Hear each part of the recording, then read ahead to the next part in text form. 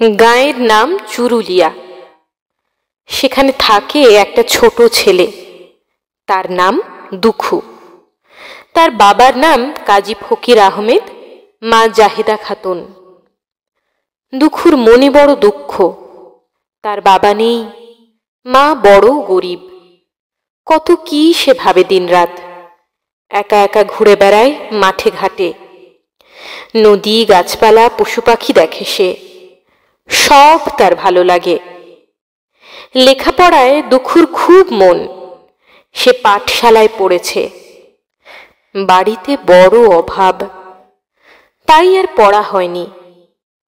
পড়া ছেড়ে সে গানের দলে ঢুকেছে। সে গান লেখে আর গান করে। এরপর রুটির দোকানে কাজ নেয়, সেখানেও সে গান লেখে, গান করে, আবার